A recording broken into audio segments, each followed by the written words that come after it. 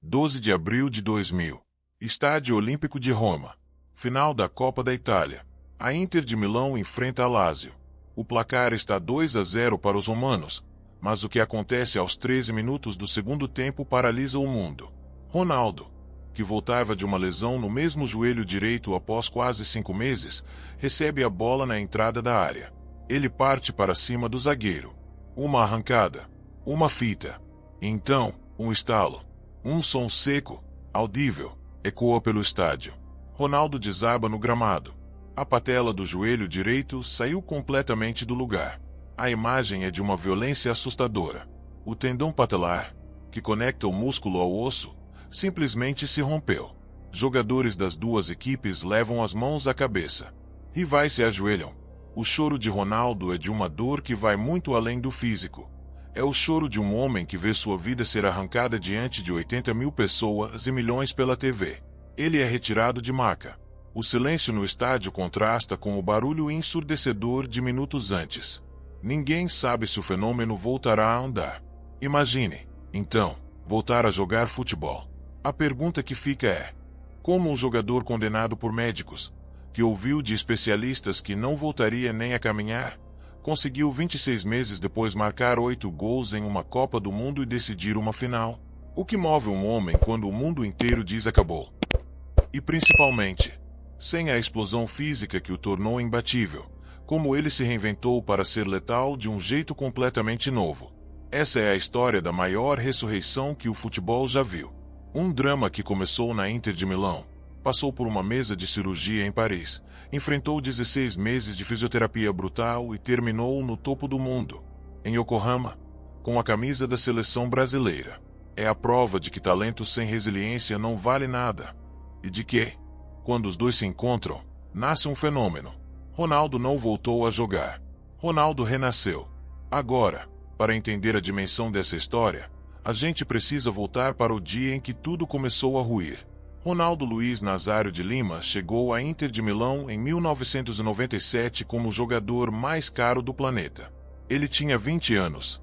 Já era campeão do mundo com a seleção, embora não tenha jogado em 94, e havia destruído no Barcelona, com 47 gols em 49 jogos. Ele era simplesmente imparável. O apelido fenômeno foi criado pela imprensa italiana, e ninguém ousava discordar. Na temporada 1997-1998, Ronaldo continuou sua escalada. Foram 34 gols em 47 partidas. O mundo era dele.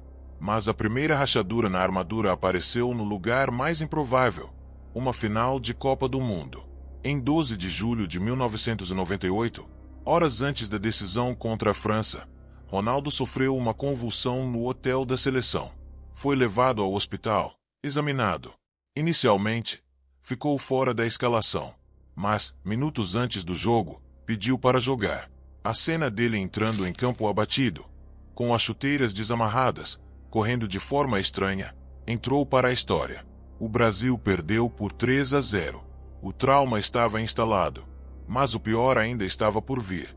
No dia 21 de novembro de 1999, Ronaldo sentiu uma fisgada no joelho direito durante uma partida contra o Lecce. Era o prenúncio do desastre. O rompimento parcial do tendão patelar. Ele ficou 5 meses parado. Tratamento intenso. Fisioterapia todos os dias. A expectativa era voltar no meio de 2000. E ele voltou.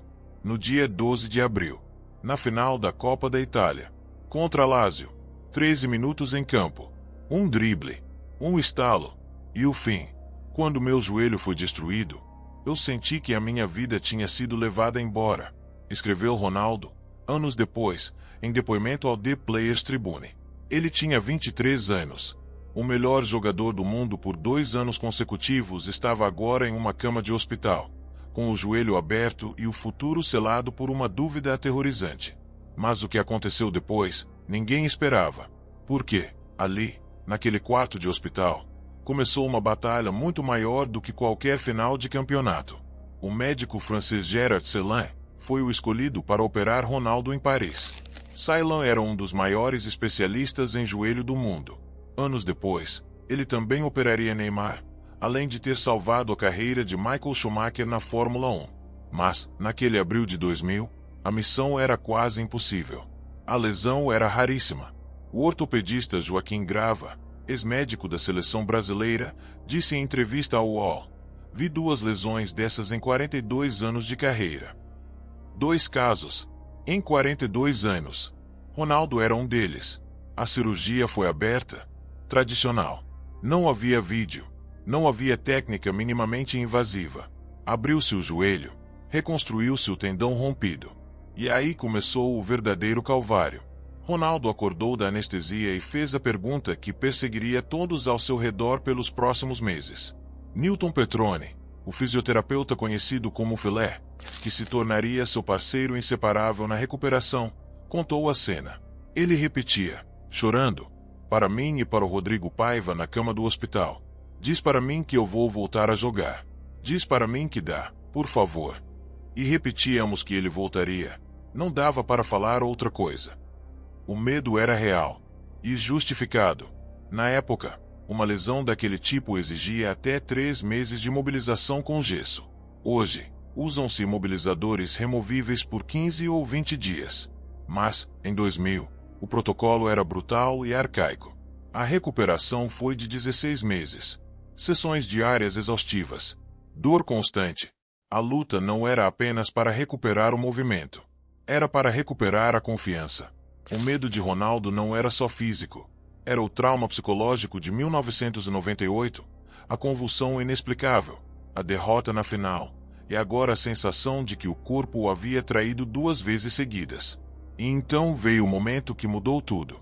Porque a virada não aconteceu em um campo de treino.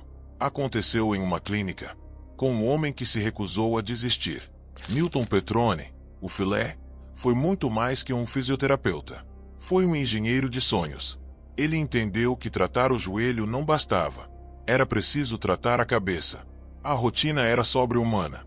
Ronaldo passava horas por dia se arrastando em exercícios que pareciam insignificantes: dobrar o joelho 1 centímetro a mais, flexionar, estender. A cada milímetro conquistado, uma vitória. A cada recuo, uma crise de choro. Estourou tudo no joelho na hora. É até difícil definir em palavras o que aconteceu ali no momento, disse Filé sobre a lesão. Enquanto isso, a seleção brasileira vivia seu próprio drama. As eliminatórias para a Copa de 2002 foram um desastre. O Brasil perdeu para Paraguai, Chile, Equador, Bolívia. Passou por 3 técnicos, Luxemburgo, Candinho e Emerson Leão. A classificação veio na última rodada, com Felipão já no comando. O pentacampeonato era uma miragem distante. E Ronaldo estava em uma clínica nos Estados Unidos, buscando tratamentos complementares. Viajou para o Colorado, consultou especialistas, testou os limites do próprio corpo. A pergunta que todos faziam era simples: valeria a pena convocá-lo? Ele não jogava uma partida oficial havia mais de 1 ano. Mas Felipão confiou. O treinador viu nos olhos de Ronaldo o que os exames não mostravam, e tomou a decisão mais controversa de sua carreira. Convocou o fenômeno para a Copa do Mundo de 2002. Os jornais da época estampavam manchetes duras: Ronaldo, o medo do fim. Cirurgião garante Ronaldo, mas não garante fenômeno. A desconfiança era total. Ronaldo voltou a jogar alguns amistosos, mas foi poupado de jogos oficiais até o embarque para a Coreia e o Japão. Ele não tinha ritmo. Não tinha sequer a certeza de que aguentaria 90 minutos. Imagina só você subir no maior palco do mundo sem saber se seu corpo vai responder. Sabendo que, a qualquer momento, o joelho pode estalar de novo. Foi assim que Ronaldo entrou em campo no dia 3 de junho de 2002, contra a Turquia, na estreia do Brasil.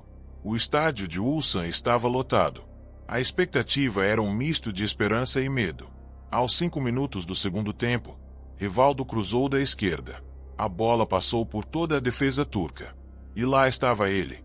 Ronaldo se esticou, de perna direita, exatamente a perna operada, e tocou para o gol.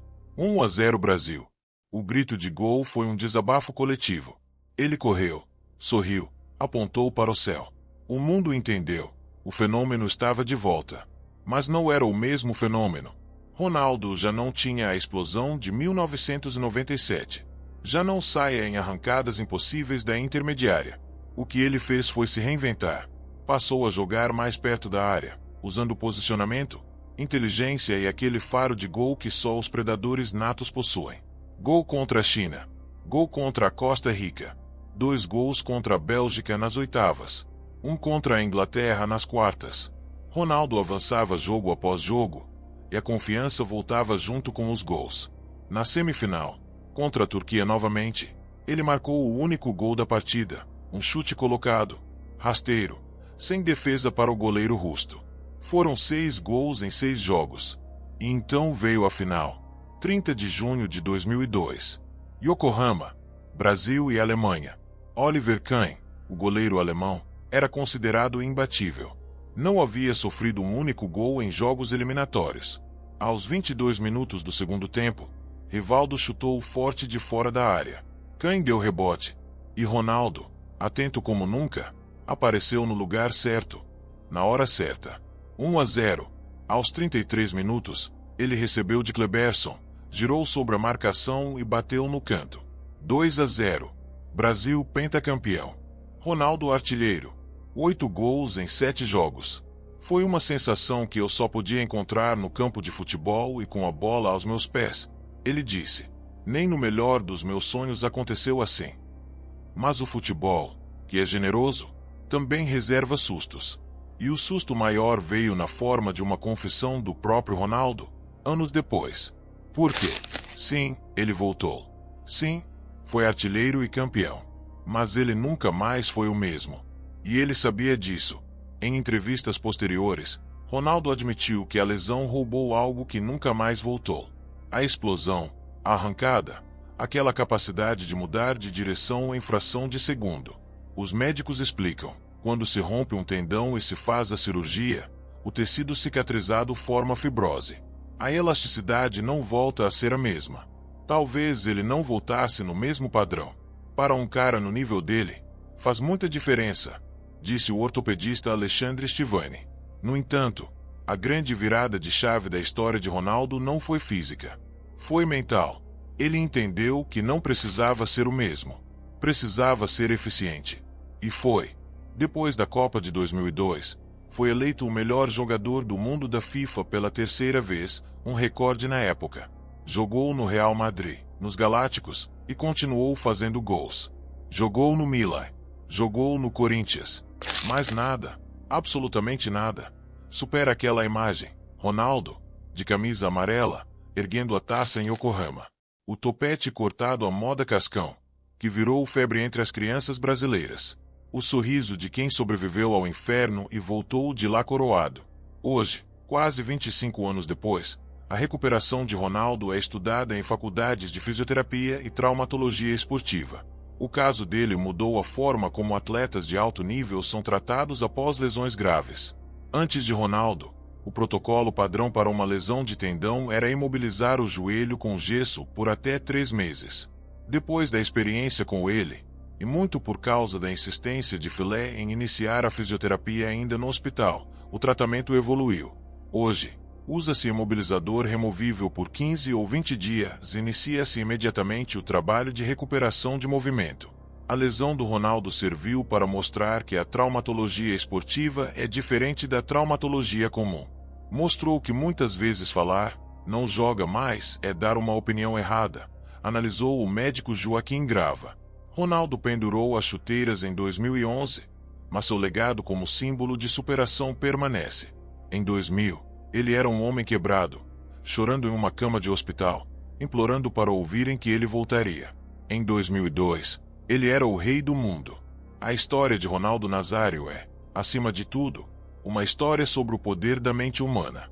O corpo pode ser destruído, o joelho pode estalar, o mundo pode decretar o fim. Mas enquanto houver um desejo ardente de voltar a sentir o que só o futebol proporciona, a chama não se apaga. Ronaldo resumiu isso melhor do que ninguém. Eu só pensava naquele sentimento que eu só podia encontrar no campo de futebol e com a bola aos meus pés. É por isso que essa é uma daquelas histórias de futebol que ultrapassam as 4 linhas. É sobre resiliência, reinvenção e a capacidade de transformar dor em glória. E se você gosta dessas curiosidades de futebol que mostram o lado humano dos grandes ídolos, esse vídeo foi feito para você. Agora, deixa nos comentários, você acha que essa foi a maior superação da história do esporte? O que mais te impressiona nessa história? A dor da lesão, a dureza da recuperação ou a frieza para decidir uma final de Copa do Mundo? Compartilha esse vídeo com aquele amigo que acha que Ronaldo é só mais um. Porque quem conhece essa história de futebol sabe, Ronaldo não foi só um craque.